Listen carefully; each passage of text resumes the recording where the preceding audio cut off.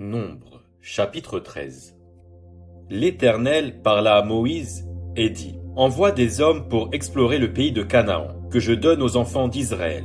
Tu enverras un homme de chacune des tribus de leur père. Tous seront des principaux d'entre eux. Moïse les envoya du désert de Paran, d'après l'ordre de l'Éternel. Tous ces hommes étaient chefs des enfants d'Israël. Voici leurs noms. Pour la tribu de Ruben, Shamua, fils de Zakur. Pour la tribu de Siméon, Shaphat, fils de Hori. Pour la tribu de Juda, Caleb, fils de Jephuné. Pour la tribu d'Issachar, Jigual, fils de Joseph. Pour la tribu d'Éphraïm, Osée, fils de Nun. Pour la tribu de Benjamin, Palti, fils de Raphu. Pour la tribu de Zabulon, Gadiel, fils de Sodi. Pour la tribu de Joseph, la tribu de Manassé, Gadi, fils de Suzi. Pour la tribu de Dan, Amiel, fils de Gemali.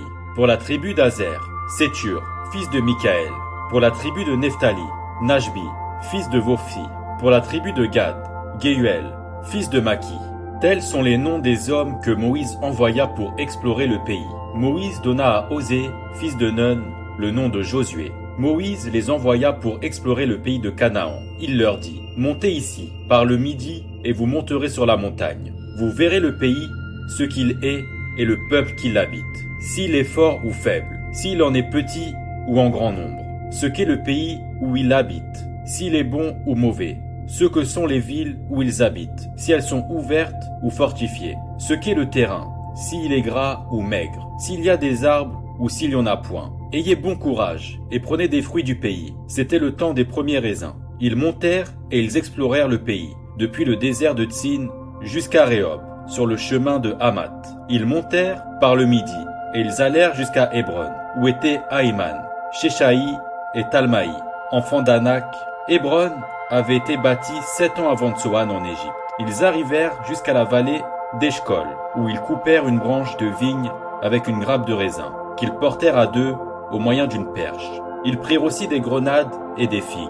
On donna à ce lieu le nom de vallée d'Eshcol, à cause de la grappe que les enfants d'Israël y coupèrent. Ils furent de retour de l'exploration du pays au bout de 40 jours. À leur arrivée, ils se rendirent auprès de Moïse et d'Aaron, et de toute l'assemblée des enfants d'Israël, à Kadès dans le désert de Paran.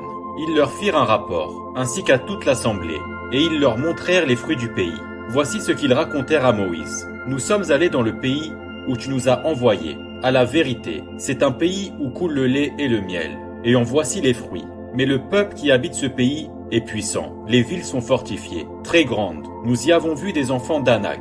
Les Amalécites habitent la contrée du Midi. Les Étiens, les Jébusiens et les Amoréens habitent la montagne, et les Cananéens habitent près de la mer et le long du Jourdain. Caleb fit taire le peuple, qui murmurait contre Moïse. Il dit : Montons, emparons-nous du pays, nous y serons vainqueurs. Mais les hommes qui y étaient allés avec lui dirent : Nous ne pouvons pas monter contre ce peuple, car il est plus fort que nous. Et ils décrièrent devant les enfants d'Israël le pays qu'ils avaient exploré. Ils dirent : Le pays que nous avons parcouru pour l'explorer est un pays qui dévore ses habitants. Tous ceux que nous y avons vus sont des hommes d'une haute taille, et nous y avons vu les géants, enfants d'Anak, de la race des géants. Nous étions à nos yeux et aux leurs comme des sauterelles.